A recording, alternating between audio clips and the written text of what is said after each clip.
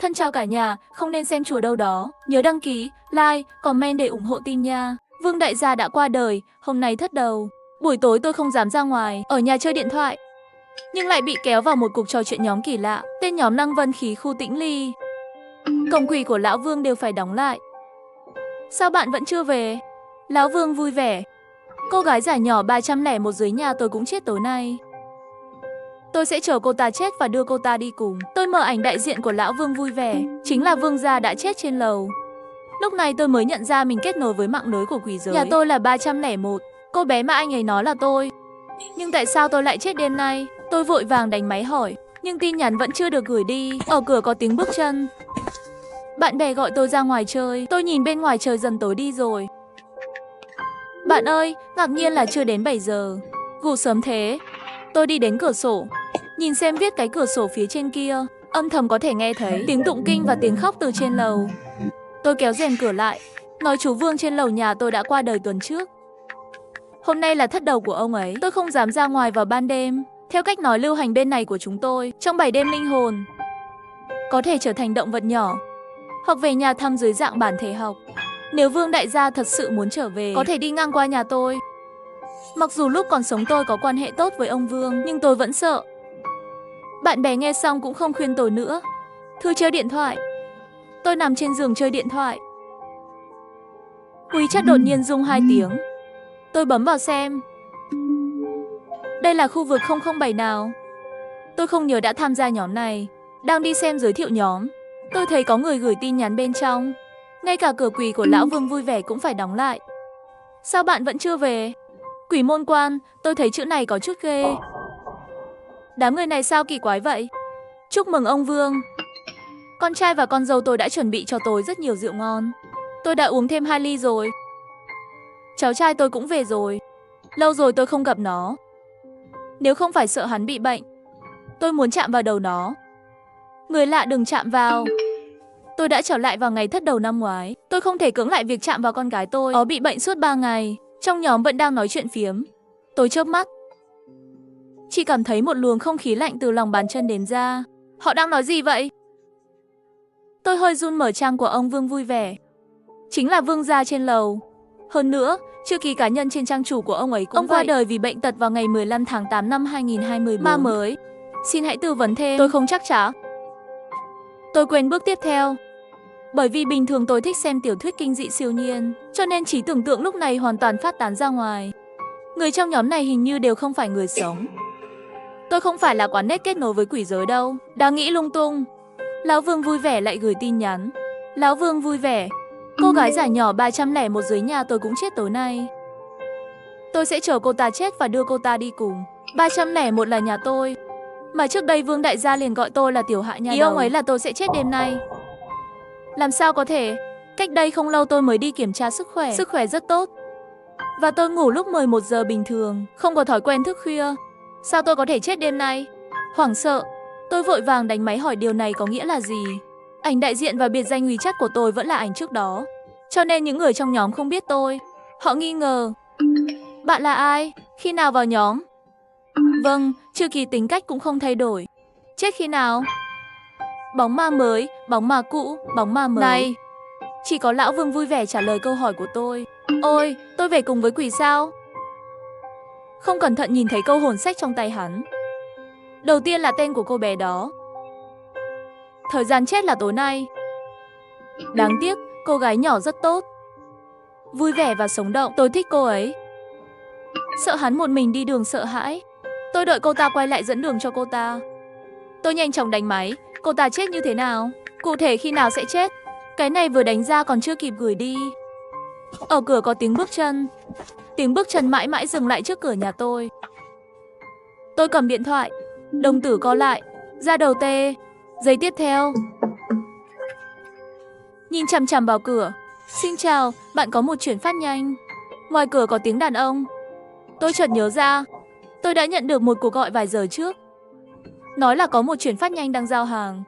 Tôi vào phòng khách. Nằm xuống mắt mèo nhìn một chút. Một nhân viên giao hàng mặc đồng phục. Tôi cố gắng làm cho giọng nói của mình nghe tự nhiên nhất có thể. Bạn đặt cửa là được. Nhân viên liền đặt chuyển phát nhanh trên mặt đất. Sau đó nhìn vào điện thoại, những chuyển phát nhanh khác trong vòng tay vội vã rời đi. Có vẻ như là chuyển phát nhanh thông thường. Tôi thở phào nhẹ nhõm. Sau khi anh ấy rời đi hoàn toàn, vui lòng nhẹ nhàng mở cửa và mang chuyển phát nhanh vào nhà. Sau khi kiểm tra chuyển phát nhanh không có vấn đề gì, tôi lại nằm trên giường. Càng nghĩ càng cảm thấy mình thật ngốc. Làm sao tôi có thể kết nối được với mạng lưới của quỷ giới? Và cuộc trò chuyện nhóm kỳ lạ này, chắc là ai đó đã chơi khăm tôi. Tôi đã quyết định rồi, nhấc điện thoại lên và sẵn sàng bỏ cuộc trò chuyện nhóm. Nhưng lại phát hiện chỉ có vài phút như vậy, lại có rất nhiều tin tức. Chúc mừng Lão Vương. Cô gái này rất cảnh giác. Tôi vừa đứng trước cửa nhà cô ta. Hắn không tùy tiện mở cửa cho nhân viên giao hàng. Con trẻ. Đáng tiếc, cô gái đó tên là gì? Tôi có quan hệ tốt với quận 007 hôm nay. Bạn đi hỏi cô gái này chết như thế nào. Cũng lớn như cháu trai tôi. Năm nay 19 vẫn đang học đại học. Tôi trợn to mắt nhìn những lịch sử trò chuyện này. Nhịp tim tăng nhanh. Này, làm sao bạn biết tôi vừa lấy một chuyển phát nhanh? Hắn nói hắn đang đứng trước cửa nhà tôi nhìn. Nhưng khi tôi vừa ra ngoài lấy hàng, trong hành lang không có ai cả. Và hắn có thể nói chính xác tên và tuổi của tôi.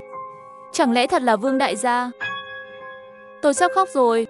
Chỉ cảm thấy phòng mình lúc này cũng trở nên u ám. Không kịp nghĩ nhiều, tôi gọi điện thoại cho bạn thân.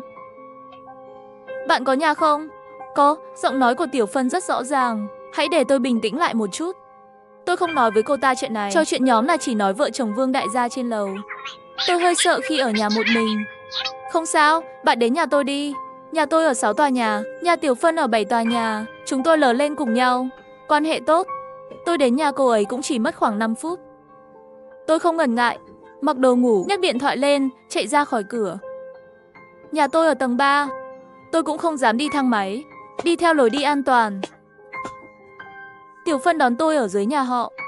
Vì vậy, tôi đã nhìn thấy cô ta ngay khi tôi ra khỏi tòa nhà dân cư. Tôi chạy nhanh qua. Không nghỉ ngơi trên đường đi. Lúc này tôi thở hổn hển, thậm chí không nói được, sao lại sợ như vậy. Tiểu Phân nhìn sắc mặt nhợt nhạt của tôi. Cứ như thể có thứ gì đó đang đuổi theo bạn. Tôi quay đầu nhìn tòa nhà dân cư. Đèn âm thanh đã tắt rồi. Lúc này tối đen như mực, như một vực thẳm, giống như đang không thể chờ đợi để nuốt chửng cái gì đó. Tôi nắm lấy cánh tay của Tiểu Phân. Đi về nhà bạn. Tôi sẽ ngủ với bạn tối nay. Đi bộ trên đường nhà cô ấy. Tiểu Phân bí ẩn ghé vào tai tôi nói. Thực ra, bạn trai tôi đang ở nhà tôi. Tôi sửng sốt. Vậy tôi đến nhà bạn không tốt lắm phải không? Không sao đâu, bố mẹ tôi không có nhà. Bạn trai tôi ở phòng khách. Bạn ở phòng tôi, không sao đâu. Tiểu Phân có vẻ đang có tâm trạng tốt. Khoảng 2 phút nữa, chúng tôi đến trước cửa nhà cô ấy. Tiểu Phân giơ tay gõ cửa. Tôi lấy điện thoại ra nhìn một cái. Trong nhóm có thêm vài tin nhắn nữa. Cái dễ thấy nhất là các bạn, tôi hỏi rồi. Tiểu Hạ chết lúc 11:37 tối nay, bị giết. Hung thủ là Lương Bằng Phi. Tôi mở to mắt. Cửa nhà Tiểu Phân cũng lúc này bị người từ bên trong mở ra. Tiểu Phân hạnh phúc vào đi. Để tôi giới thiệu với các bạn. Đây là bạn thân em, Tiểu Hạ. Cô ấy lại kéo tôi vào phòng. Đáng sợ, đây là bạn trai tôi Lương Bằng Phi. Tôi nhìn lên người đàn ông trước mặt. Không phải tôi bị hoang tưởng, mà là hai cái tên này thật sự quá giống nhau. Kinh dị. Tiểu Phân đã đóng cửa rồi. Thay giày tôi cảm thấy không thoải mái. Đứng ở cửa chậm rãi thay giày. Hay là về nhà mình đi, đóng chặt cửa ra vào và cửa sổ. Giấu trong chăn có thể xảy ra chuyện gì? Người đàn ông này không cảm thấy tốt về tôi. Ma quái. Đang do dự về nhà, tôi vô thức nhìn điện thoại. Trong nhóm lại có một tin tức mới. Đúng rồi, tối nay ngoài việc đáng sợ, một cô gái cũng phải chết. Hình như tên là Tiểu Phân, họ ở cùng một khu phố. Tất cả đều bị một người giết. Thật là tội lỗi. Tôi sẽ sống. Mở to mắt nhìn dòng chữ trên đó. Sao bạn không vào? Giọng nói dịu dàng của người đàn ông vang lên. Tôi quay đầu nhìn. Lương Bằng Phi đang bưng trái cây từ nhà bếp đi ra. Đặc điểm khuôn mặt, nhìn rất thành thật. Nhưng tôi lại không có chút nào buông lỏng. Tôi kéo khóe miệng. Đã trả lời một tin nhá. Tôi không bỏ đi, mà là nhân danh đi vệ sinh. Vào nhà vệ sinh. Ngồi trên bồn cầu, tôi đánh máy nhanh. Hung thủ chắc chắn là Lương Bằng Phi. Không phải Lương Bằng Phi. Cái gì? Là ai? Chính là nói nửa ngày như vậy, cũng không nghe bạn tự báo là không hiểu quy tắc nữa. Tôi đánh máy. Tôi là Tiểu Hạ. Trong nhóm lắng đọng vài giây, sau đó nổ tung cái nồi. Cái gì? Bạn chết rồi? Không đúng, vẫn chưa đến lúc. Tôi mặc dù điều này hơi khó tin, nhưng tôi đã kết nối với mạng của các bạn. Bạn có thể giúp tôi và Tiểu Phân không? Chúng tôi thực sự không muốn chết. Tay tôi đánh máy đều đang run. Ở trong nhà vệ sinh quá lâu, những người bên ngoài có thể nghi ngờ. Lão Vương vui vẻ. Tôi sẽ đi xem bên cạnh. 3 giây nữa Lão Vương vui vẻ. Nhìn cô gái thật sự có cuộc trò chuyện nhóm của chúng tôi. Tôi chỉ cảm thấy nhiệt độ xung quanh giảm xuống. Tóc dựng đứng. Nhìn xung quanh, tôi nhẹ nhàng gọi một tiếng Vương đại gia. Lão Vương đế.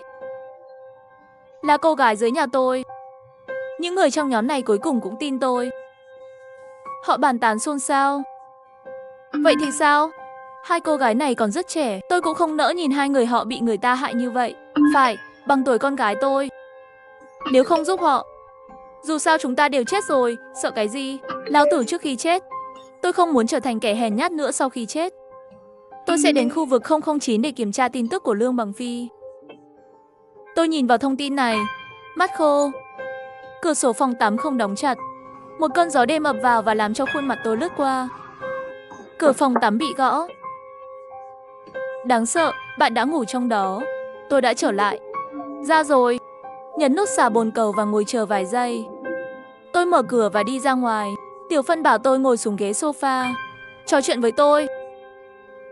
Tôi nhìn Lương Bằng Phi ngồi ở đầu kia của ghế sofa, giả vờ tự nhiên hỏi một câu Tiểu Phân. Bạn trai của bạn cũng là con một như bạn sao? Lương Bằng Phi quay đầu nhìn lại. Tiểu Phân đột nhiên vui mừng, tôi nói cho bạn biết, hắn không phải con một, là sinh đôi. Tôi ngạc nhiên. Hắn có một người anh em sinh đôi. Tôi cười 2 tiếng, nghe nói cặp song sinh trông rất giống nhau. Ngay cả điểm số, tính cách cũng giống nhau. Tiểu Phân nhìn bạn trai mình, thở dài cũng không giải thích. Điểm của anh trai anh ấy không tốt lắm, tính cách cũng rất kỳ lạ. Hai anh em họ ngoài vẻ bề ngoài, đơn giản là không có chỗ nào giống nhau. Tôi vô thức nhìn về phía Lương Bằng Phi, miệng hắn hơi hướng xuống dưới, má hơi căng. Cái nhìn này, nó làm cho một suy đoán xuất hiện trong đầu tôi. Nhưng khi Lương Bằng Phi nhìn lại cười rồi đừng nói anh trai tôi nữa. Hắn chỉ thế thôi. Tiểu Phân, em có uống nước trái cây với bạn không? Anh sẽ đi lấy cho các em. Khi Lương Bằng Phi đứng dậy và đi vào bếp, điện thoại của tôi đổ chuông. Tôi nhìn xuống. Khu 009 hôm trước có thêm một hồn ma mới, tên là Lương Bằng Phi, trốn xác sau khi bị giết bởi anh trai sinh đôi của mình. Cho đến nay vẫn chưa bị ai phát hiện. Tôi nắm chặt điện thoại, tâm thần chấn động. Linh cảm của tôi đã thành sự thật. Lương Bằng Phi này ở nhà Tiểu Phân hoàn toàn không phải là Lương Bằng Phi, mà là anh trai sinh đôi của anh ấy, Lương Bằng Cường. Hắn đã giết Lương Bằng Phi, lại đến nhà Tiểu Phân vì một mục đích nào đó, và sẽ giết tôi và Tiểu Phân tối nay. Đầu trán tôi toát mồ hôi lạnh. Vẫn còn ở trước tủ lạnh Lương Bằng Phi. Tôi kéo tay Tiểu Phân lên. Bạn đưa tôi đi mua đồ đi. Tiểu Phân sửng sốt, mua gì? Tôi thì thầm, kỳ kinh nguyệt của tôi sắp đến rồi. Đưa tôi đi mua băng vệ sinh. Không cần, nhà tôi có. Tiểu Phân đắc ý đến lễ hội mua sắm tôi đã mua một hộp đây. Cô ấy vẫn đang nói, bạn đến xem nhé. Tôi mua mấy nhãn hiệu. Hắn vừa nói vừa đi về phòng mình. Tôi nhanh chóng đi theo. Sau khi vào phòng, tôi lập tức đóng cửa lại. Tiểu Phân giật mình. Có chuyện gì vậy? Hắn nghi hoặc nhìn tôi. Tôi có cảm giác tối nay bạn không ổn lắm. Sợ quá. Cô ấy an ủi tôi không sao. Những vị thần, ma quỷ đó đều là nói dối. Chúng ta chỉ cần tin vào khoa học, nó không còn đáng sợ nữa. Trước hết trên đời này thật sự có ma. Thứ hai, người bạn trai mà bạn mang về đáng sợ hơn ma nhiều. Tôi ghét anh ta ngồi trên giường. Tôi hỏi bạn đã thấy Lương Bằng Cường chưa? Anh trai của anh ấy. Chưa từng thấy. Tiểu Phân nói. Không nhìn tôi. Làm sao bạn biết anh trai anh ấy tên là Lương Bằng Cường? Tôi đưa tay che miệng hắn. Yên lặng đi, Tiểu Phân chớp mắt. Một mặt mờ mịt. Tôi hít một hơi thật sâu, để tôi nói với bạn một điều. Đừng sợ. Bảo hắn gật đầu. Tôi mới nói. Người đàn ông này đang ở nhà bạn. Không phải bạn trai của bạn Lương Bằng Phi, mà là anh trai sinh đôi của Lương Bằng Phi, Lương Bằng Cường. Lương Bằng Phi đã bị Lương Bằng Cường giết chết rồi. Giọng tôi có chút chua chát, nhưng vẫn là từng chữ một nói ra. Tiểu Phân, bạn phải tin tôi. Bây giờ chúng ta phải nhanh chóng tìm cơ hội rời khỏi đây, nếu không sẽ có nguy hiểm đến tính mạng. Tiểu Phân trừng to mắt nhìn tôi. Chờ vài giây, thấy cô ta không có ý hét lên, tôi từ từ buông tay ra. Tiểu Phân nhìn tôi này, một tiếng liền cười. Cười ngã trên giường. Khả năng kể chuyện của bạn lại tiến bộ rồi. Cười chết mất. Bạn không thấy mặt mình. Nói như thật. Ha ha ha. Tôi nói tất cả đều là thật. Tôi lạnh lùng nhìn hắn. Thấy thái độ này của tôi, Tiểu Phân sửng sốt, chậm rãi mỉm cười. Hắn có chút rồi dám nhìn tôi. Tiểu Hạ, đừng đùa tôi nữa. Không đùa đâu. Tôi nắm lấy vai cô ta. Làm thế nào bạn có thể chắc chắn bên ngoài người này là bạn trai của bạn? Hắn mở miệng. Tôi ngắt lời hắn. Cặp song sinh trông rất giống nhau, ngay cả âm thanh cũng giống nhau. Người bình thường rất khó phân biệt phải không? Bạn không thấy người đàn ông này không mất vài phút để đeo kính, bỏ xuống và dụi mắt không? Tiểu Phân nhíu mày. Vậy thì sao? Lương Bằng Cường không thích học, rất có thể không bị cận thị. Và để ngụy trang cho em trai Lương Bằng Phi, hắn đeo kính của em trai. Nó khiến anh ấy cảm thấy không khỏe. Vì vậy, thỉnh thoảng bạn cần tháo kính ra để thư giãn. Tiểu Phân im lặng không nói chuyện. Một lát sau, hắn nhìn lên tôi, có sự bướng bỉnh trong mắt. Tôi vẫn nghĩ bạn nói chuyện không thể tin được. Bạn trai của tôi còn không nhận ra sao? Hắn đột nhiên nghĩ đến cái gì, lập tức đứng lên. Đúng rồi. Lương Bằng Phi đã đi xăm vào cuối học kỳ trước. Hình xăm chữ EC ở lưng sau của anh ấy. Đó là họ của tôi. Tôi vừa định nói chuyện, có tiếng bước chân ở cửa phòng. Tiểu Phân nháy mắt với tôi, sau đó tiến lên và mở cửa. Nước hoa của đâu? Người đàn ông sửng sốt một chút, cười đã sớm đổ xong rồi. Mau tới uống đi. Tiểu Phân đẩy hắn về phòng khách. Tôi đứng ở cửa phòng nhìn họ. Tiểu Phân bưng nước ép trái cây nhỏ nhấp một ngụm nhỏ. Mắt cứ dán vào người đàn ông. Hắn nhìn lên nhìn xuống một lần, trong lòng nghi ngờ hơ. Người này nhìn thế nào đều là bạn trai của hắn. Khi người đàn ông quay lại, Tiểu Phân xem đúng giờ, nhảy về phía trước ngay lập tức. Nước trái cây trong tay làm đổ trên lưng anh ta. Trời đất này trơn quá. Tiểu Phân bắt đầu. Có phải anh vừa làm đổ nước trái cây trên sàn nhà không? Đàn ông bất lực. Em không bị thương chứ? Không. Tiểu Phân rất tự nhiên đưa tay lên đồ của anh ta. Quần áo của anh ướt hết rồi. Em tìm một cái của bố em. Giọng hắn dừng lại, ánh mắt rơi vào lưng sau trắng bệch của đàn ông. Nửa ngày không nói nửa câu sau. Và tôi cũng thấy rõ, đàn ông không có hình xăm trên lưng. Người này chính là Lương Bằng Cường. Sau khi Lương Bằng Phi biết nhà vệ sinh đi thay quần áo, Tiểu Phân bị tôi kéo vào phòng. Giờ bạn tin rồi đấy. Tiểu Phân đã hoàn toàn ngu ngốc rồi. Hắn nhìn tôi, mắt nhìn ra tuyệt vọng. Làm sao có thể? Làm sao có thể? Tôi không kịp tư vấn tâm lý cho cô ta, cầm lấy điện thoại rồi chạy ra ngoài. Trong khi Lương Bằng Cường vẫn còn trong nhà vệ sinh. Tiếp tục thì thật sự nguy hiểm. Tôi bước nhanh đến cổng, giơ tay lên, nhưng cửa thì không nhúc nhích. Chuyện gì vậy? Tôi có chút thiếu kiên nhẫn kéo tay Tiểu Phân cũng dần dần bình tĩnh lại. Sao không mở được? Tôi không biết, hình như bị mắc kẹt trong thứ gì đó. Tôi thở hổn hển, đau lòng bàn tay. Ngay lúc này, cửa phòng tắm đã mở. Lương Bằng Cường đã thay một bộ quần áo rồi. Hắn nhìn chúng tôi, lệch đầu. Tiểu Phân, em đang làm gì với bạn thân của em vậy? Tôi đặt tay xuống, quay đầu nhìn hắn. Cánh cửa vẫn còn nguyên vẹn, đột nhiên bị kẹt. Thật khó để không nghi ngờ ai đó đã làm điều đó. Khi nào? Có phải trong khi tôi đang nói chuyện với Tiểu Phân trong phòng? Tôi ổn định tâm thờ. Bộ sạc điện thoại của tôi không lấy. Bảo Tiểu Phân đưa tôi về nhà lấy một chút, nhưng cửa này hình như bị hỏng rồi, không mở được. Phải không? Lương Bằng Cường từ phía sau đi lên phía trước. Để tôi xem. Tôi lặng lẽ kéo Tiểu Phân tránh ra. Lương Bằng Cường đứng trước cửa quan sát khóa cửa kia. Tôi và Tiểu Phân thì từng bước lùi lại. Bóng trên mặt đất cứ kéo dài. Lương Bằng Cường cúi đầu, vai đột nhiên hơi lắc. Biên độ ngẫu nhiên ngày càng lớn, cùng với tiếng cười của anh ấy. Tên bạn là gì? Trần Tiểu Hạ phải không? Bạn thấy không? Giọng điệu của anh ấy thật kỳ lạ. Lời nói rơi xuống, hắn hơi nghiêng đầu nhìn qua, mắt như rắn độc trong bóng tối. Cả người khí chất thay đổi lớn. Trong lòng tôi, đẩy mạnh Tiểu Phân xông vào phòng ngủ một bên. Khi cửa phòng ngủ đóng lại, một bóng người hiện ra từ cửa. Sau đó là một tiếng động lớn đập vào cửa. Tôi run tay hoảng sợ vặn khóa cửa. Sau đó đặt bàn phòng ngủ. Tất cả tủ đều ở sau cánh cửa. Tiểu Phân, gọi cảnh sát đi. Tôi buông tay ra chống vào cửa. Xem Lương Bằng Cường tạm thời không vào được, quỳ trên mặt đất. Tay và chân không thể kiểm soát được. Bạn không sao chứ? Tiểu Phân đỡ tôi lên. Nhưng nắm tay tôi cũng đang run rẩy. Tôi ổn, Tiểu Phân nói cô ta đã báo cảnh sát. Nhưng cảnh sát đến đây ít nhất cũng phải mất khoảng 10 phút. Mà Lương Bằng Cường vẫn đạp cửa. Chúng tôi không thể ngồi yên. Tôi đứng dậy và đi đến cửa sổ. Nhà của Tiểu Phân ở tầng 4, tầng không cao. Tôi chỉ nghĩ vài giây, giơ tay kéo khăn trải giường trên giường. Tiểu Phân, tìm cho tôi cái kéo. Tiểu Phân cũng không hỏi nhiều, làm. Khi tôi đang nhặt khăn trải giường, tiếng động bên ngoài không ngừng. Lương Bằng Cường đạp cửa mạnh hơn. Miệng mắng con đĩ.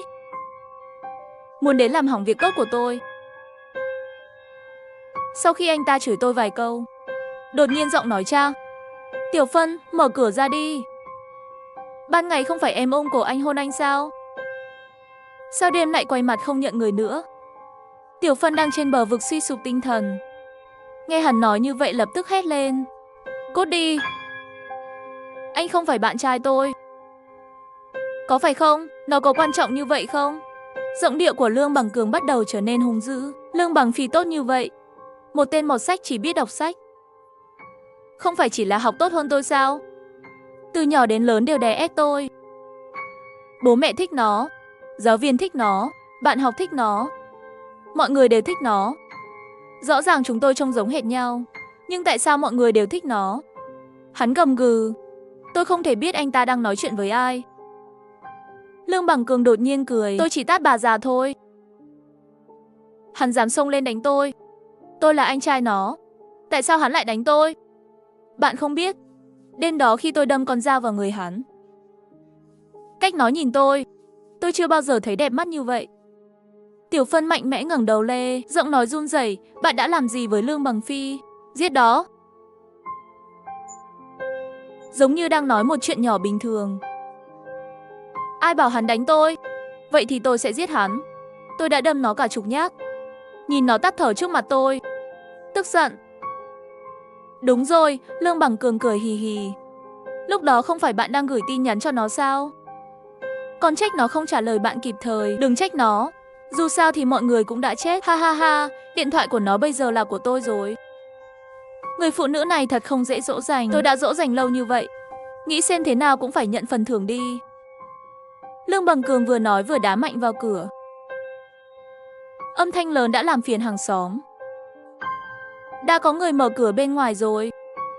Nhưng Lương Bằng Cường không quan tâm. Tôi đến đây cũng không có mục đích gì khác. Chỉ là muốn ngủ với bạn một lần thôi. Hắn thở hổn hển. Bạn gái của Lương Bằng Phi, nếu tôi có thể ngủ một lần, cho dù chết cũng đáng. Chết con đĩ này. Muốn làm hỏng việc tốt của tôi. Chết tiệt, tất cả các người chết tiệt. Tiểu Phân bị kích thích quá mạnh. Che tai và hét lê. Tôi kéo cô ta lên và đẩy cô ta đến cửa sổ. Cửa sổ chống trộm đã được tôi mở rồi. Dây thừng thừa kế từ khăn trải giường cũng được tôi sửa lại. Bỏ xuống. Bạn xuống trước. Dưới nhà cũng được. Chỉ cần có người thì gõ cửa sổ. Tôi nói với cô ấy. Đừng sợ, tôi ở ngay sau bạn. Tiểu Phân mặt trắng bạch còn muốn nói gì nữa. Nhưng có một tiếng nổ lớn. Cửa phòng đã bị Lương Bằng Cường đá mở rồi. Cũng may còn có bàn và tủ chống lại một chút. Tiểu Phân nhanh chóng nắm lấy sợi dây thừng, di chuyển nhanh, leo xuống. Thấy hắn đã leo lên tầng 3 rồi. Đang gõ cửa sổ. Tôi cũng nhanh chóng trèo lên bệ cửa sổ, vừa kéo dây. Một nửa thân thể đã thò ra ngoài cửa sổ, cổ chân lại bị một bàn tay to nắm chặt. Tôi không kịp phản ứng. Người liền bị một lực lớn kéo trở về. Tên khốn Lương Bằng Cường ném tôi xuống đất. Một cái tát vào mặt tôi. Dù sao tôi cũng không sống được nữa. Trước khi chết, tôi muốn bạn chết cùng tôi. Hắn nắm lấy cổ tôi, nhẹ nhàng ôm trên tay. Bởi vì thiếu oxy, cả đầu tôi như muốn nổ tung. Tôi cố gắng nắm lấy tay anh ấy, nhưng ý thức lại càng ngày càng mơ hồ. Lúc hoảng loạn, tôi hình như nghe thấy tiếng nói của Vương đại gia. Ôi, thế thì sao?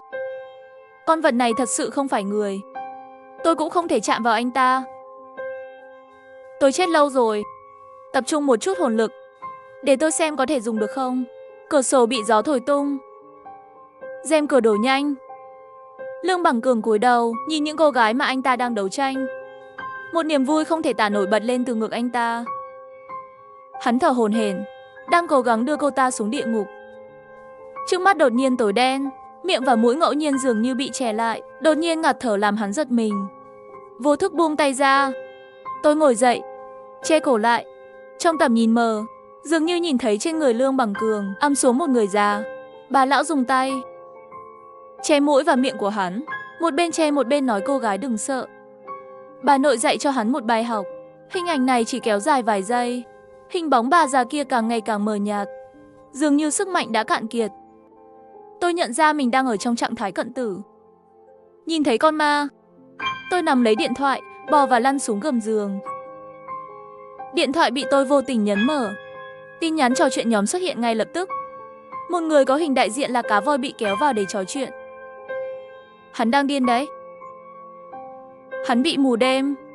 Không có đèn, anh ấy không thể nhìn thấy gì cả. Chân trái của anh ấy vừa bị thương, tấn công chân trái của hắn. Tôi cầm điện thoại di động trốn dưới gầm giường chờ cơ hội. Mà bà lão vừa nằm trên lưng Lương Bằng Cường, dường như đã hết sức lực. Lương Bằng Cường kinh ngạc nhìn xung quanh. Chuyện gì vừa xảy ra vậy? Gặp ma rồi à? Hắn không nghĩ nhiều, lập tức cúi xuống đưa tay đến dưới gầm giường bắt tôi. Tôi đã đúng lúc để leo ra phía bên kia. Sau đó đập vào công tắc chiếu sáng. Bùm! Căn phòng chìm trong bóng tối. Lương Bằng Cường toàn thân chấn động, không đứng lên. Hắn không nhìn rõ xung quanh, chỉ đi một bước đã đâm vào mắt giường. Tôi cầm kéo trên mặt đất. Khi anh ấy đến trước mặt tôi, nhanh lên! Nâng kéo lên và đâm mạnh vào chân trái của anh ta. Lương Bằng Cường một tiếng kêu thảm thiết ngã xuống đất. Tôi lại vội vàng kéo ghế đầu ở cửa lên, đập vào anh ta. Lương Bằng Cường run rẩy đau đớn trên mặt đất, thấp thỏm đứng dậy. Sau đó bất chấp tất cả, theo nguồn âm thanh đến bắt tôi. Tôi không ngờ anh ta lại chịu đựng được như vậy. Tôi cứ tưởng hai cái này đi xuống, lẽ ra anh ta không thể dậy trong một thời gian. Hắn nhảy ra khỏi phòng. Sau đó mò mẫm bật đèn phòng khách. Hắn ôm chân trái, nheo mắt. Tầm mắt cố định ở ngồi xổm mở cửa phòng khách, đang chĩa dao vào người tôi. Đồ khốn, tao sẽ giết mày. Tôi đã làm xong rồi. Kế hoạch cầm dao xông lê.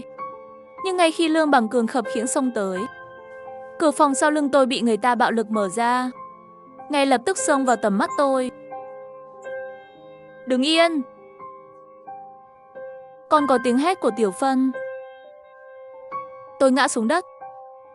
Nhìn cảnh sát đè Lương Bằng Cường xuống đất, bị còng tay, trái tim này mới hoàn toàn rơi trở lại vị trí cũ. Tiểu Phân chạy vào phía sau cảnh sát. Hắn nhào tới ôm tôi khóc lóc. Tiểu Hạ, may là bạn không sao. May mà tôi vỗ lưng cô ta. Qua vai hắn, tôi nhìn thấy bức tranh treo trên tường phòng khách. Bây giờ là 11:40. Đã 3 phút kể từ 11:37. Và tôi vẫn còn sống. Tấm Lương Bằng Cường bị mang theo găng tay áp vào xe cảnh sát. Tiểu Phân và tôi cũng đến đồn cảnh sát để làm báo cáo.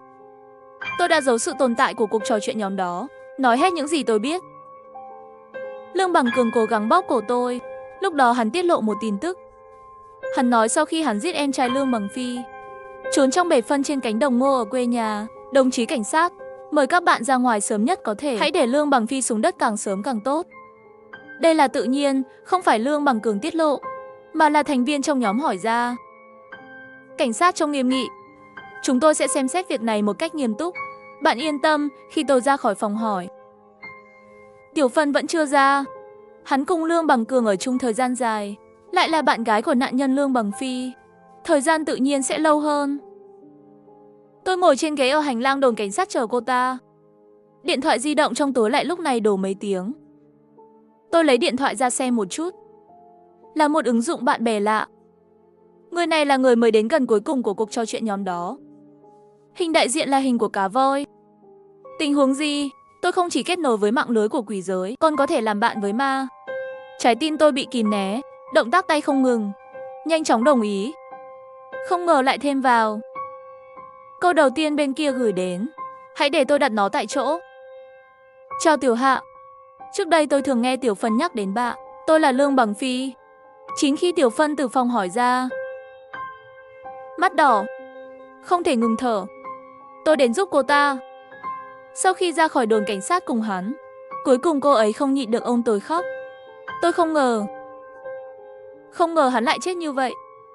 Rõ ràng là đã nói trước kỳ nghỉ rồi, học kỳ sau cùng nhau đi tìm thực tập, gửi tiền cùng nhau. Tôi thực sự thích anh ấy. Tiểu Phân nói không mạch lạc, gia đình anh ấy không giàu lắm. Tôi không quan tâm, tôi quan tâm đến anh ấy. Anh ấy rất tốt bụng và chịu khó. Tốt cho tôi. Nhưng ngày anh ấy chết, nhưng tôi vẫn trả lời tin nhắn chậm vì anh ấy tức giận với hắn. Càng nghĩ tôi càng khó chịu. Hơi ấm từ vai. Tiểu Phân khóc không còn sức lực, mắt cũng đỏ và sưng. Tôi nghe bu, nhìn cũng đau lòng. Tôi đỡ cô ta đến băng ghế bên đường ngồi xuống. Sau khi tâm trạng cô ấy hoàn toàn bình tĩnh lại, tôi nhìn xuống điện thoại trên tay. Sau đó mở WeChat của ai đó, thực hiện một cuộc gọi thoại. Tôi đưa điện thoại cho Tiểu Phân. Có thể bị treo bất cứ lúc nào. Có gì nói trước đi. Tiểu Phân nhìn lên tôi, mắt có chút nghi ngờ. Cho đến khi điện thoại trước mặt được kết nối, bên kia có tiếng động. Một giọng nói mà cô ấy rất quen thuộc và nhớ. Tiểu Phân. Tiểu Phân nắm lấy điện thoại di động. Học kỳ tới không thể cùng em đi thực tập nữa. Anh đã làm xong công việc nông trại ở nhà trước thời hạn. Anh muốn đến trường sớm để ở bên em. Không ngờ vẫn là nuốt lời. Tiểu Phân cầm điện thoại khóc không thành tiếng. Tôi không thể nghe nữa, quay người đi tới cách đó không xa. Lương Bằng Phi nói tôi có thể kết nối với mạng lưới của quỷ giới, cũng thêm vào cuộc trò chuyện nhóm đó. Rất có thể là do lễ hội Trung Nguyên, ma giới từ trường không ổn định. Hơn nữa lúc đó tôi cũng là người sắp chết. Vì vậy, có một bug như vậy. Nhưng quản lý quỷ giới không phải là ăn chay, chắc chắn sẽ sớm phát hiện ra lỗ hổng. Sửa chữa là chuyện sớm hay muộn. Trước khi lỗ hổng được sửa, hắn muốn nói chuyện với Tiểu Phân một lần nữa. Tôi lại hỏi trong nhóm rồi, giúp một người chết như tôi trốn thoát cái kết quả cái chết, hững quỷ này sẽ có hình phạt gì sao? Các ông bà trong nhóm im lặng vài giây, sau đó đánh máy. Có thể có hình phạt gì? Họ cũng dám giữ chăn nhỏ của chúng tôi, thiêu cống phẩm cho chúng tôi, không cho chúng tôi, quỷ sai pháp chúng tôi 2 năm không thể nhận cống phẩm. Vậy thì sao? Lão tử cũng không thiếu. Đó là cống phẩm mà bà già đã đốt cho tôi năm trước. Tôi vẫn chưa hết. Họ nói chuyện ồn ào. Vương đại gia cũng đánh vài câu.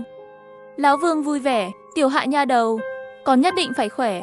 Quỷ môn quan thật sự muốn đóng lại, ta đi trước đây. Để con xem quá nhiều. Lão già chúng ta sẽ chăm sóc thằng bạn trai nhỏ của con bé, chắc chắn không để người khác bị bắt nạt. Tiểu Phân cùng một điện thoại xuyên biên giới với Lương Bằng Phi. Sau 3 phút, bị buộc phải cúp máy. Tôi cầm lấy điện thoại nhìn một chút. WeChat của Lương Bằng Phi đã biến mất. Cuộc trò chuyện nhóm đó cũng biến mất. Lỗ hổng đã được sửa. Tiểu Phân ngồi đó, giơ tay lên lau mắt, vừa mở miệng giọng khản dữ dội. Cảm ơn bạn. Tôi hỏi cô ta đã nói hết những gì cần nói chưa? Đã nói rồi, cô ấy nói. Rõ ràng bình thường nói chuyện điện thoại với tôi, vậy một người có vết mực, chỉ trong vài phút nữa nói hết những gì muốn nói trong đời. Thật khó cho tên ngốc đó. Tiểu Phân ở nhà nghỉ học một học kỳ. Với sự giúp đỡ của tôi và bố mẹ cô ấy, dần dần trở thành cô gái thích cười trước đây. Cô gái ồn ào. Ngay sau khi bắt đầu đi học, cô ấy đi tìm thực tập. Thực tập tốt, đối tác chuyên nghiệp, lương cũng được. Trường học và công ty chạy hai đầu, bận rộn cả ngày. Năm cuối đại học, Tiểu Phân đã lấy những sinh viên tốt nghiệp xuất sắc từ trường của họ, nhận được 3 đề nghị của nhà máy lớn. Cô ấy và tôi đến cùng một thành phố để làm việc. Công ty chúng tôi không xa lắm, thỉnh thoảng còn có thể hẹn ăn cơm cùng nhau vào buổi trưa. Cuối tuần cũng có thể hẹn đi mua sắm cùng nhau. Cuối năm đó, chúng tôi chuyển vào một căn nhà thuê nhỏ, trở thành bạn cùng phòng. Hai người ở thành phố xa lạ này cùng nhau. Tiểu Phân chưa bao giờ yêu. Mỗi khi có người hỏi, hắn cũng chỉ cười. Ở tuổi này có chuyện yêu đương gì? Kỹ năng tiền không tốt sao? Chúng tôi được bố mẹ thúc giục về nhà đón năm mới. Tôi dùng tiền tiết kiệm để mua một chiếc xe, gửi Tiểu Pho và con mèo của cô ấy, con cháu của tôi cùng nhau về quê ăn mừng năm mới. Khi cô ấy về nhà, cô ấy bảo tôi đừng quên ngày đầu tiên chúng ta gặp nhau ở cổng cộng đồng. Tôi ok. Sáng sớm ngày đầu tiên, chúng tôi dậy sớm, cầm túi đồ lớn túi nhỏ chạy đến Nghĩa Trang. 2 năm trôi qua hẳn là có thể nhận cống phẩm rồi. Chắc chắn có thể quản lý quỷ giới, còn có thể nói chuyện không thành lời. Chúng tôi tìm từng người một ở Nghĩa Trang. Chú Vương, dì Lý, bà Trương đừng bỏ lỡ. Yên tâm đều nhớ. Tôi nhớ tất cả những người trong nhóm đó. Không ai dám quên. Chúc ngủ ngon. Thân chào cả nhà, không nên xem chùa đâu đó. Nhớ đăng ký, like, comment để ủng hộ team nha. Hồi nhỏ nghe ông tôi nói, nhìn thấy nghĩa địa thì tránh xa một chút. Bởi vì nghĩa địa là một nơi rất âm khí, rất dễ dính vào những thứ không sạch sẽ. Đừng đào mộ vì tò mò. Có lẽ bên trong thực sự có thể là cương thi. Hello mấy ní, xem video hay thì hãy đăng ký hội viên, like, comment, donate ủng hộ kênh nhé. Người ta nói rằng ngọn núi phía sau của mỗi trường học là một nghĩa địa. Ba chúng tôi bị thúc đẩy bởi sự tò mò, quyết định chạy ra núi sau đào mộ, xem cương thi trông như thế nào. Đến nghĩa trang phía sau trường học, chỉ thấy Ngô Dũng đầu bốc khói chạy đến sau cây trốn. Trong miệng còn nói các cậu cẩn thận một chút. Nếu như cái mộ này đào ra, bên trong quan tài có một thây ma. Không ai trong chúng ta có thể chạy được. Ngô Dũng đứng dưới một cái cây lớn, bối rối nhắc nhở. Cậu còn dạy ta cách, hai lá gan này còn nhỏ hơn cả chuột. Nếu có thây ma trong hòm này, điều đầu tiên tôi tế là cậu. Tôi vẽ nhị cẩu. Hắn có một cái cuốc trong tay, đang đào mộ một chút. Tôi lau một nắm mồ hôi trên mặt, không để ý đến họ, tập trung xúc đất trên túi mộ. Nếu nói không sợ thì là giả. Là hỏi ai sẽ nửa đêm không ngủ, không có việc gì chạy đến đây đào mộ. Điều gì sẽ xảy ra nếu mọi người nói về thây ma thực sự xuất hiện trước mặt chúng tôi? Chúng ta làm gì? Trong khi tôi đang suy nghĩ, cái xẻng trong tay đột nhiên xẻng đụng một cái gì đó chắc chắn, phát ra tiếng keng. Ngay sau đó tôi cảm thấy lòng bàn tay mình ngứa ran, vội vàng vứt cuốc đi. Sau khi da đầu tê dại lùi lại một bước, tôi hoảng hốt chỉ vào cái mộ đào lên, muốn nói ra chuyện vừa xảy ra, nhưng miệng hình như bị cái gì đó chặn lại, ngay cả âm thanh cũng không phát ra được. Nhị cẩu thấy tôi như thế này thì muốn mắng tôi, chỉ nghe bị đào vang âm bản lĩnh vang lên một lúc. Tiếng gió, nhị cẩu cũng không đào nữa. Dũng cảm trước đó quay lại hỏi tôi, cậu có nghe thấy âm thanh không? Tôi chỉ có thể bất lực gật đầu, vẫn không nói được một lời. Ngô Dũng đứng dưới gốc cây, nhìn thấy tôi và Tề Phương Bình đều là vẻ mặt hoảng sợ. Tiếng Dung hỏi sao? Có phải có ma xuất hiện không? Giọng nói của Ngô Dũng vừa rơi xuống, tôi thấy đất liền rung chuyển dữ dội. Chưa đợi chúng tôi kịp phản ứng, một tấm ván đen như mực bay ra từ mồ, đi thẳng về phía của Ngô Dũng. Hóa ra là một cái quan tài. May mà Ngô Dũng trốn nhanh, không bị ván quan tài đập trúng. Nếu không, không chết cũng phải bị đập nát. Chiếc quan tài rơi xuống nơi Ngô Dũng đã đứng trước đó. Sau vài lần lắc, rơi xuống đất với một tiếng nổ. Ngô Dũng sợ đến chân mềm nhũn, một cái mông tê liệt ngồi trên mặt đất ôm ngực, mặt trắng bệch thở hổn hển nhìn chằm chằm. Một tiếng ồn ào phía sau tôi và nhị cẩu. Hai chúng tôi quay đầu sợ hãi. Tôi thấy một người có mắt đỏ như máu trèo ra khỏi mồ, một mặt hung dữ nhìn ba người chúng ta. Mẹ ơi! Cơ thể thối rữa. Tôi và nhị cẩu đồng thanh hét lên. Cũng không thể đi nhặt xẻng, chạy qua và kéo Ngô Dũng chạy. Chúng tôi chạy về phía trường Bắc. Đổ lỗi cho tôi vì quá tò mò, nghe lời dụ của họ. Đi với hắn ta, đào mộ gì, xem cương thi gì. Tôi đã biết nhị cẩu là một người nghe gió là mưa. Hắn nghe người ta nói phía sau trường học có một ngôi mộ, trong mộ có một thây ma. Vì vậy liền khuyên nhủ tôi và rủ dê đến sau núi đào mộ, muốn xem cương thi trông như thế nào. Giờ ổn rồi, người đàn ông chui ra khỏi mộ có phải là thây ma không? Tôi không biết. Cuộc sống nhỏ bé của chúng ta rất có thể phải thú nhận ở đây. Những thây ma phía sau vẫn đang đuổi theo. Ba người chúng ta có thể thoát khỏi thảm họa không? Đừng tò mò đào mộ. Có lẽ bên trong là thật. Có thể là cương thi. Tiếp theo tập trước nói. Ba người chúng tôi không dám nhìn lại. Bởi vì ta đã từng nghe chú Cửu Pháp Sư. Nếu bạn quay đầu lại khi bị ma hoặc thây ma đuổi theo, sẽ bị họ bắt cho đến khi chết. Ông nội của chú Cửu nghe nói là đệ tử đời thứ 83 của phái Mao Sơn. Hắn cũng học phép trừ quỷ và đấu sát. Sao tôi dám không tin chú ta? Tôi vẫn chưa kịp nói lời của chú Cửu, nói cho Nhị Cẩu và Ngô Dũng biết. Chỉ nghe Ngô Dũng hét lên một tiếng mẹ ơi. Hắn thật sự là cương thi. Cậu ấy đang gọi xong rồi. Ngô Dũng sợ là xui xẻo rồi. Nghĩ đến đây, tôi có chút lo lắng nói Ngô Dũng, đừng nhìn lại nữa, nếu không sẽ bị hắn bắt. Ngô Dũng bị tôi kéo, nhưng lại sợ hãi nói tôi không nhìn lại. Thứ kinh khủng như vậy tôi chết cũng không dám nhìn. Nghe lời Ngô Dũng, tim chúng tôi đập thình thịch. Nếu Ngô Dũng không nhìn lại, vậy người vừa nói chuyện là ai? Lúc này tôi thực sự hy vọng chú Cửu có thể xuất hiện trước mặt tôi. Như vậy tôi không cần phải sợ đám cương thi đuổi theo. Nhìn thấy cổng trường đã ở trước mắt. Cả ba chân chúng tôi đều chạy. Sắp không bước được nữa rồi. Đặc biệt là Ngô Dũng nhút nhát. Nếu không phải tôi và Nhị Cẩu hợp lực kéo hắn, lúc này hắn đã sớm ngồi trên mặt đất rồi. Vừa đến cổng trường, chân tôi vẫn chưa đi vào, tôi cảm thấy vai bị một bàn tay nắm lấy. Móng tay dài đều chui vào thịt tôi. Cơn đau dữ dội lan ra toàn thân ngay lập tức. Tôi hoảng hốt nhìn lại. Đối mặt cương thi đó, không biết từ khi nào đã đứng sau lưng tôi. Hắn há to miệng muốn cắn tôi. Tôi thấy miệng hắn lộ ra hai chiếc răng nanh trắng. Miệng hắn ta phát ra âm thanh kỳ lạ ken két. Nước miếng chảy ra từ miệng. Cứu với, tôi hét lên rồi muốn tránh sang một bên. Nhưng vai vẫn bị móng vuốt của cương thi nắm chặt. Mồ hôi, lạnh đau đớn, làm sao cũng không thoát được. Nhị Cẩu và Ngô Dũng đều lùi lại. Không ai dám lên đây giúp tôi. Khi tôi bất lực, một ngón tay kẻ dán vào trán của thây ma, vừa vặn che đi đôi mắt đáng sợ của hắn.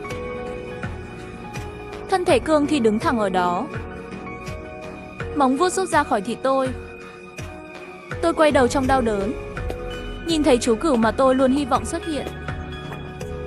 Chưa đợi tôi nói lời cảm ơn, thấy chú Cửu lấy ra một chai nhỏ, đổ một ít bột trắng lên vết thương của tôi. Đừng nói, khi những hạt bột đó đổ lên da tôi, ngay lập tức một cảm giác mát mẻ bao trùm nỗi đau. Làm hết đi. Cứu thúc nói các cậu làm sao lại đưa hắn đến đây. Đây là cương thi thủy tổ, sát khí còn nặng hơn cả cương thi bình thường. Người hắn bắt được sẽ thối rữa trong vòng 1 giờ. Nếu không may bị hắn cắn, đi 10 bước là chết. May mà tôi đã tính ra được ở đây có hung thần, cho nên chạy tới. Nếu không cậu không chết cũng phải bị lột da. Nghe lời chú Cửu, tôi có cảm giác muốn khóc.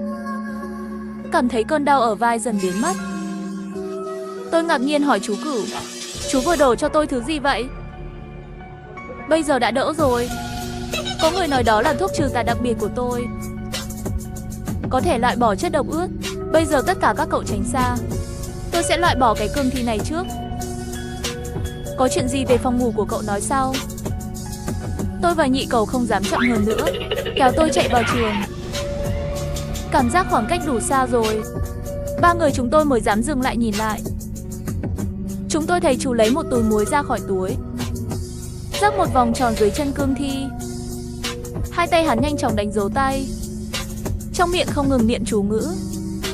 Đột nhiên cái bùa dán trên trán thây ma hét lên tự nhiên. Ngay sau đó, muối rắc trên mặt đất cũng cứng như rắn. Xác chết chảy ra, leo lên miệng của cương thi, đột nhiên chui vào miệng hắn. Với sự thiêu đốt của bùa chú, thân thể của cương thi run rẩy dữ dội. Đầu của thây ma biến thành một quả cầu lửa lớn. Hắn phát ra tiếng kêu thảm thiết, hai móng vuốt hoảng sợ cứa vào cổ mình mạnh mẽ như muốn ngăn ngọn lửa lan rộng. Đúng lúc này, cảm thấy cơ thể không Ngô Dũng run rẩy theo từng giây. Quay đầu nhìn, chỉ thấy miệng hắn đang liên tục phun ra chất lỏng đầy hương vị. Tôi và Nhị Cẩu sợ hãi buông tay ra, da đầu tê dại lùi lại một bước lớn. Không có sự giúp đỡ của hai chúng tôi, Ngô Dũng ngã xuống đất co giật, trong miệng vẫn còn sùi bọt. Cái quái gì thế này? Nhị Cẩu rất can đảm, cũng bị những gì xảy ra trước mắt sợ hãi không nhẹ. Giọng nói đều có chút run rẩy. Làm sao tôi biết chuyện gì đang xảy ra? Chỉ có thể bất lực quay đầu nhìn về phía chú Cửu, hy vọng chú ta có thể nhanh chóng loại bỏ cương thi, chạy đến xem Ngô Dũng. Lúc này chú Cửu cũng nhìn thấy dáng vẻ của Ngô Dũng. Hắn thanh thạo một tiếng không tốt. Cương thi thủy tổ này thực sự đã sử dụng một kỹ thuật phá vỡ. Xong, hắn lấy trong túi ra một chai chất lỏng màu đỏ sậm, đến bên cạnh Ngô Dũng. Lúc này Ngô Dũng không còn gì để nôn nữa, đang nằm trên mặt đất nôn khô, thân thể vẫn không ngừng run. Các ngươi mau giúp ta đè hắn. Tôi và Nhị Cẩu vội vàng tiến lên một bước, nhấn và giữ Ngô Dũng. Chú Cửu đổ chất lỏng trong chai vào Ngô Dũng. Trong miệng xuống dạ dày, Ngô Dũng hét lên một tiếng, một bóng trắng hiện ra từ miệng hắn. Mắt thấy bóng trắng kia liền chạy trốn. Chú Cửu lấy ra thanh kiếm gỗ đào. Đại hạ đạo người này là cương thi thủy tổ, còn muốn chạy trốn trước mặt ta, thật là mơ tưởng. Xong, hắn liền đem kiếm gỗ đào đâm thẳng vào bóng trắng. Sau khi bóng trắng bị đâm bởi thanh kiếm gỗ đào, một tiếng hét rung động giữa không trung. Chú Cửu nhanh chóng thủ tay, nói những câu thần chú mà chúng ta không hiểu. Sau, hắn đã muốn nhuộm một con cương thi thành tro tàn. Nhưng cái bóng trắng đó bay đi, bay vào cơ thể của cương thi trong nháy mắt, đốt cháy cùng với ngọn lửa. Khi chúng tôi trở lại phòng ngủ, chú Cửu hỏi, làm sao các cậu có thể dẫn cương thi thủy tổ ra? Chúng tôi không dám giấu, tôi phải kể lại những gì đã xảy ra. Chú Cửu trách móc nhìn chúng tôi, nói các cậu thật là được, không có việc gì rảnh rỗi đi đào mộ gì. Nếu tôi không đến kịp tối nay, không ai trong các người sẽ sống sót. Ba người chúng ta đều bị cứu thúc nói không nói nên lời, từng người một cúi đầu không dám nói chuyện. Tối nay tôi sẽ ở lại phòng các cậu một đêm, sẽ không có chuyện gì xảy ra nữa. Chú Cửu nói xong, rồi ném ba lô lên chiếc giường trống và nằm xuống. Tôi chợt nghĩ đến chú Cửu, cho chất lỏng màu đỏ sẫm vô dụng. Vì vậy tò mò hỏi, cậu vừa cho Ngô Dũng uống cái gì vậy? Trông như máu. Chú Cửu quay người lại nói đó là máu gà trống, có tác dụng trừ tà. Ngô Dũng can đảm yếu nhất, nghị lực cũng không bằng hai người, cho nên cương thi liền đem một phách còn sót lại chuyển đến cơ thể của Ngô Dũng, muốn dùng thân thể của hắn để phá vỡ lời nguyền. Hắn nghe xong thì nói. Ngô Dũng trên giường nhìn, càng sợ hãi run rẩy. Chúng tôi không dám nói thêm gì nữa. Lần này nằm lên giường, có chú Cửu ở đây, chúng tôi đều yên tâm không nhỏ. Không lâu sau đã ngủ thiếp đi. Không biết ngủ bao lâu, tôi nghe thấy tiếng bước chân trong phòng ngủ. 2 bước 3. Tôi thông minh mở mắt ra, nhìn thấy Ngô Dũng kỳ lạ nhảy nhót trong phòng ngủ. Cái quái gì thế này? Chẳng lẽ cái cương thi kia nghi ngờ còn sót lại là cương thi không bị chú Cửu loại bỏ? Nghĩ đến đây, tôi vội vàng nhìn về phía giường của chú Cửu, muốn đánh thức hắn, nhưng lại ngạc nhiên phát hiện chú Cửu nằm trên giường đã trống không. Hắn không biết khi nào rời khỏi phòng ngủ. Da đầu tôi lập tức tê liệt, trái tim cũng nhảy đến cổ họng. Chỉ là không có ở đó, tôi nằm trên giường không dám động đậy, chỉ có thể sợ hãi nhìn chằm chằm Ngô Dũng, không biết hắn sẽ làm gì tiếp theo. Sau khi nhảy 3 vòng trong phòng ngủ, đến trước mặt Nhị Cẩu, nhìn thẳng vào Nhị Cẩu. Lúc này Nhị Cẩu giống như đã thức dậy, hoàn toàn không phát hiện ra sự khác nhau của Ngô Dũng. Không lâu, miệng Nhị Cẩu phát ra tiếng kêu gọi. Mặc dù tôi thấy không có, nói với Nhị Cẩu rằng hãy đào mộ tôi, kéo linh hồn tôi nhảy cương thi. Người chết nói xong, anh ta duỗi thẳng cánh tay, thân thể cứng ngắc bóp vào cổ Nhị Cẩu. Tôi không biết dũng khí đến từ đâu, tôi nhảy ra khỏi giường, gọi cho Ngô Dũng. Cậu làm gì vậy? Ngô Dũng không để ý đến tôi, bắt lấy cổ của nhị cẩu. Do nghẹt thở, nhị cẩu mặt đỏ bừng, mắt nhìn chằm chằm thật to. Nhãn cầu sắp ra khỏi hốc mắt rồi. Chân cậu ta đang cào trên giường, mắt bất lực nhìn về phía tôi. Nhìn thấy nhị cẩu sắp bị Ngô Dũng bóp cổ đến chết, tôi vội vàng chạy qua hét Ngô Dũng. Khi bàn tay chạm vào cánh tay của Ngô Dũng, tôi toát mồ hôi lạnh, nhanh chóng buông tay, lùi lại, run rẩy. Cánh tay của Ngô Dũng giống như cành cây khô, không có một chút đàn hồi. Đúng lúc này, thân thể Ngô Dũng cứng đờ quay lại, nhìn tôi dữ dội. Trên trán hắn không biết lúc nào một chút lông đen mọc ra. Mẹ ơi, tôi không dám cứu nhị cẩu nữa, hoảng sợ chạy ra khỏi phòng ngủ. Vừa chạy đến đầu cầu thang, tôi đã đụng phải một người. Khi tôi thấy người mình đâm phải là chú cửu, nước mắt tôi trào ra, chân mềm nhũn suýt ngã xuống đất. Tôi nói không mạch lạc. Cậu đi đâu thế? Ngô Dũng muốn bóp cổ nhị cẩu. Hắn biến thành cương thi rồi. Tôi cũng thấy một nhúm nhỏ mọc trên trán anh ta. Cứu thúc vội vàng nắm lấy ta nói. Tôi vừa đến sân chơi, làm sạch xác của cương thi, không ngờ lại xảy ra chuyện nhanh như vậy. Mau theo tôi quay lại xem sao. Tôi bị chú cửu kéo về cửa phòng ngủ. Chỉ thấy nhị cẩu đang có vẻ mặt sợ hãi, ngồi trên giường thở hổn hển. Nhưng Ngô Dũng lại mất tích. Tôi thấy những vết chảy xước rõ ràng trên cổ của nhị cẩu. Nhanh chóng hỏi nhị cẩu, cậu không sao chứ? Vừa rồi tôi thấy Ngô Dũng biến thành cương thi bóp chết bạn.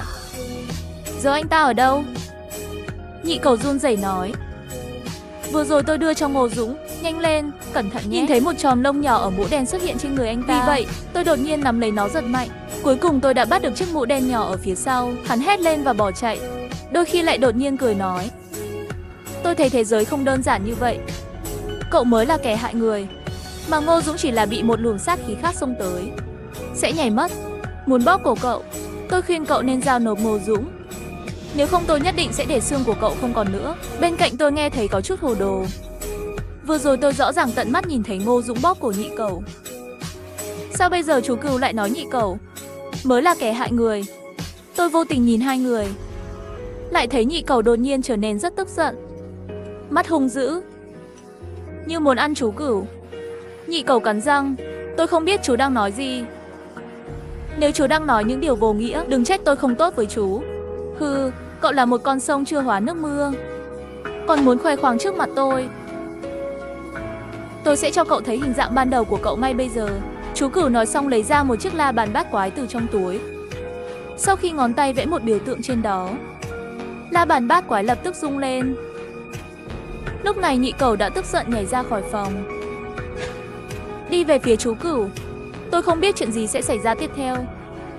Theo bản năng trốn sang một bên. Chỉ thấy cừu thúc mặt không đổi màu giơ cao bát quái la bàn, nói nhanh lên câu thần chú. Khi nhị cẩu sắp bắt được chú cửu, trong cái bát quái la bàn đột nhiên lóe ra một tia sáng trắng, chiếu thẳng vào cửa nhị cẩu. Tôi bị sốc khi thấy nhị cẩu vốn là da mặt rất mịn màng, bị ánh sáng trắng kia từ từ co lại, cuối cùng biến thành da khô và sẫm không có sức đàn hồi. Trên đó còn mọc ra một lớp râu đen nhỏ. Nhị cẩu đau đớn vô cùng, che mặt khóc lóc. Tôi thấy móng tay của nhị cẩu ngày càng dài, móng tay nhanh chóng có màu đen. Tôi không thể không hít một hơi, tóc trên người đều dựng lên. Cái quái gì thế này? Tôi thấy rõ Ngô Dũng biến thành cương thi. Sao nhị cẩu lại biến thành như vậy? Tôi cả người run rẩy chuyển đến phía sau chú cửu, thì thầm hỏi chú. Chú cửu nói lát nữa sẽ giải thích cho cậu, tôi sẽ loại bỏ hắn trước. Xong, chú cửu liền lấy ra một tờ giấy may mắn, bước nhanh về phía trước, một cái dán vào tay nhị cẩu. Chỉ vì đâm một tiếng, mặt sau của nhị cẩu bị ngón cái đốt ra một cái bụng to. Nhị cẩu kêu gào, nhìn chằm chằm vào đôi mắt đỏ như máu, mở miệng ra với chú cửu. Tôi thấy miệng của nhị cẩu bị rò rỉ, hai cái răng chó nhọn màu trắng. Nhanh chóng hét lên đừng để bị hắn cắn. Nhanh tránh đi. Chú cửu không hoảng sợ tránh đi, mà là bình tĩnh lấy ra một gói trừ tà. nhét vào miệng nhị cẩu. Khi nhị cẩu quán tính nuốt chừng gói thuốc, khuôn mặt cậu ta lập tức vặn vẹo. Hắn cố gắng nắm lấy cổ, móng tay dài cắm vào thịt khô, bắt được những chiếc rìu gây độc. Vết thương thối, chú cừu thấy thời cơ đã đến rồi, lập tức lấy ra thanh kiếm gỗ đào, đâm vào miệng nhị cẩu. Nhị cẩu còn chưa kịp phát ra tiếng động, thân thể liền đem cánh tay thẳng ngã xuống đất, biến thành một xác chết khô. Hắn chết rồi à? Có khi nào lại nhảy lên cắn người nữa không? Tôi thấy nhị cẩu nằm bất động trên mặt đất, lúc này mới hỏi. Chú cừu nói yên tâm đi, hắn vừa ăn phù chú của tôi, trong chốc lát sẽ không nhảy lên cắn người đâu. Tôi sẽ đốt cái thứ này ngay bây giờ, nếu không thì linh hồn của hắn vẫn còn đó. Một khi nó đến với cậu, cậu sẽ giống như Ngô Dũng, làm những điều không thể kiểm soát. Tôi nghe thấy trong lòng một trận nổi da gà. May mà chú cừu không để tôi giúp đem xác nhị cẩu ra ngoài, mà là để tôi đứng xa hơn một chút. Chú cừu lấy ra một túi muối trong túi, rắc một vòng tròn trên sàn phòng ngủ. Chú lại dán mấy tờ giấy phù chú lên người nhị cẩu, sau đó nhanh chóng ra dấu tay, niệm câu thần chú. Tôi nóng lòng nhìn thấy tờ giấy phù chú dán trên người nhị cẩu. Dầu bỗng cháy lên, ngọn lửa chỉ cháy trong vòng tròn, không ảnh hưởng đến những nơi khác. Khi thân thể của nhị cẩu cháy thành tro, tôi đột nhiên nghe thấy một âm thanh đau đớn vang lên.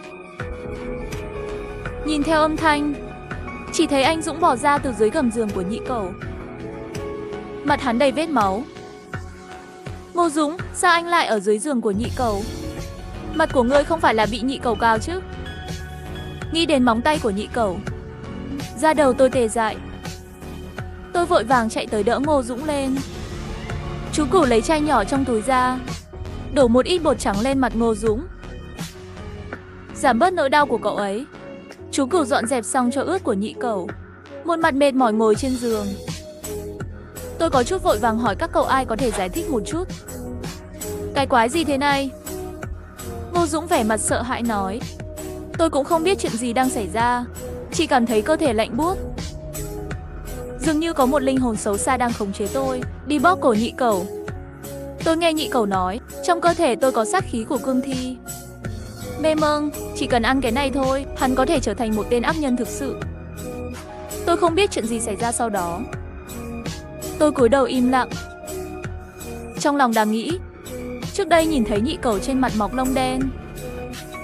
Chà, xem ra hắn nhất định là ăn được nhúm lông chứa sát khí. Lúc này vẫn không nói gì, chú cừu nói. Tôi vừa ra ngoài xử lý, khi đối mặt cương thi thủy tổ, tôi cảm thấy một luồng khí khác. Tôi cứ nghĩ đó là hắc mao cương thi, đang làm hại người trong phòng ngủ của cậu. Thế là vội vàng quay về.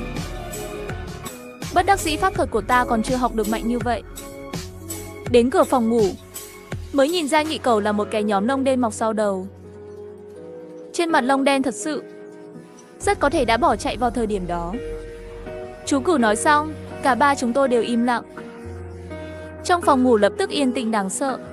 Tôi nhìn điện thoại, đã 3 giờ sáng rồi. Buồn ngủ, tôi ngáp và nói chuyện cả đêm. Mọi người đều mệt, ngủ trước đi, có chuyện gì ngày mai nói lại đi. Nói xong tôi nằm trên giường. Chú cừu và Ngô Dũng cũng tỏ ra mệt mỏi. Mỗi người nằm xuống, không lâu sau đã ngủ thiếp đi. 3 giờ sáng là lúc mà yếu hơn. Nhưng đối với canh 3 là lúc công lực tăng lên rất nhiều. Tôi quay đầu nhìn chú cừu và Ngô Dũng đang ngủ say. Bên miệng lộ ra một nụ cười ma quỷ. Trên trán tôi từ từ mọc ra một lọn tóc đen lớn. Móng tay của tôi cũng trở nên dài và nhọn. Tôi lặng lẽ ra khỏi giường, đến bên giường, một móng vuốt liền nắm lấy cổ hắn. Có một lỗ máu. Tôi bừa bãi dùng chăn lau khô máu trên tay, quỳ cười đi tới 90% bên giường, răng nanh nhọn cắn vào cổ hắn.